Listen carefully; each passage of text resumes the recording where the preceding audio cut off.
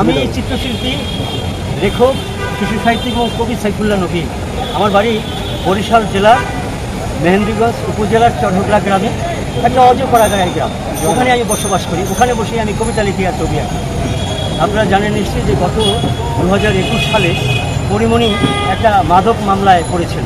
তখন পরিমণিকে অপরাধী চক্ররা তাকে গ্রেপ্তার করে এবং তাকে জেল হাজতে প্রেরণ করে। একজন নারীর বিপক্ষে এতগুলো পুরুষ, আমি বুঝতে পারছি যে সে অপরাধ করেছে পুরুষ।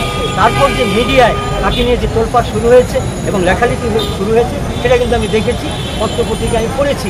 কিন্তু এখন এই যে একটা নারীর উপর যে এই যে একটা অত্যাচার, এই অত্যাচারটা কিন্তু আমার আবেগপ্রণীত, আবেগবশত আমার কাজ করেছে। আমি আবেগী হয়ে তাকে নিয়ে আমি একটা মানববন্ধন করেছি। আমার এই মানববন্ধন, গ্রামের মানববন্ধনটা কিন্তু 24 টেলিভিশন এবং সেই সময় ভারতের অনলাইন পত্রিকা এবং বাংলাদেশের ট্রিবিউন অনলাইন পত্রিকায় কিন্তু আপনার এটা প্রচারিত। এরপর আমি চিন্তা ভাবনা করি যে আমি তাকে নিয়ে একটা ছবি আঁকা শুরু করেছি। এই ছবিটা তার হাতে তুলেছি, কারণ যেহেতু নিজে একজন শিল্পী, আমি তাকে নিয়ে একটা ছবি এঁকেছি। এটাকে অয়েল পেন্টিং বলা হয়। এই অয়েল পেন্টিংটা করা শেষ হওয়ার পর তারপর শেষ হয় না, এই ছবি আঁকার শেষ হয় না। রঙের পর রঙে খালি ভুলে গিয়েছে প্রতিদিন। এভাবে 4 বছর চলে গেছে, 21 থেকে 25, 17 বছর গেল। হ্যাঁ, তারপর কয়েকদিন আগেও কিন্তু এটাকে ফলক দিয়েছে। এই ছবিটা এঁকে আমি আজকে একটা নীরব, এই যে প্রেস ক্লাবের সামনে একটা নীরব কর্মসূচি পালন করছি, যাতে করে আপনাদের মাধ্যমে আমি এই ছবিটা এবং আমার কবিতাটা পরীর হাতে তুলে দিতে পারি। আমি সর্বশেষ বলবো যে আপনি আমার হাত থেকে ছবিটা এবং এই কবিতাটা নিয়ে যান। এবং পরীকে নিয়ে যে কবিতাটা আমি লিখেছি, কবিতাটার শিরোনাম হলো পরিমণি শিরোনাম। আমি পরিমণির খোঁজ নিয়েছি যখনই, ছিল অমোঘ দুঃসময় তার ঠিক তখনই। কত ঝড় ঝাপটা দিয়েছে পরীর উপর, অপরাধী চক্রের শিকার ছিল অপরাপর। গাফফার চৌধুরী লিখেছেন কবিতা লাইনে লাইনে, ঝাঁপিয়ে পড়েছি আমি রাজপথ এবং মানববন্ধনে। অন্ধকার থেকে মুক্তির স্বাদ পরীর হাসি মুখে, প্রিয় তারকার খবর ছড়ালো প্রিয়দের মুখে মুখে। আমার হৃদয় ক্যানভাসে আঁকা তার ছবি, মাধুরী মেশানো আঁকা যেন ভরিত।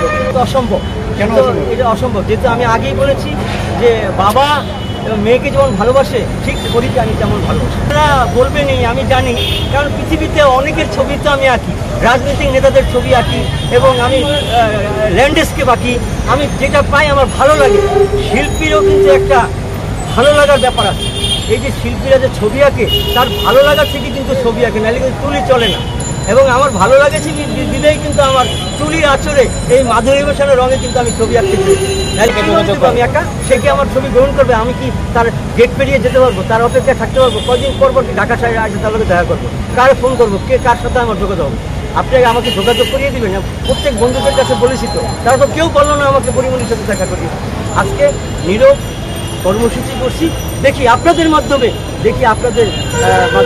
তার সাথে যোগাযোগ করা। আমি ছবি আঁকছি তো সাইনবোর্ড লিখছি সেই আপনার 30 বছর। এই কোন দিকটা তার যেমন সব জিনিসটাই একটা মানুষের সব দিকটা ভালো লাগলেই ভালো লাগে।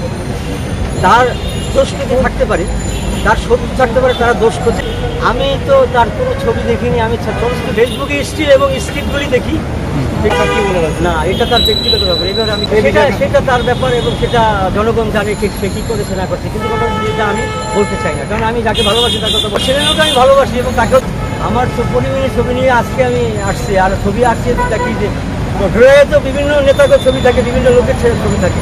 আলিম সঙ্গীতের ছবি আঁকা আছে আমার। তাতে কি আবার ওই যে আপনার এই যে বাহিরের যে লেখক, তাদের ছবি আমার আঁকা আছে।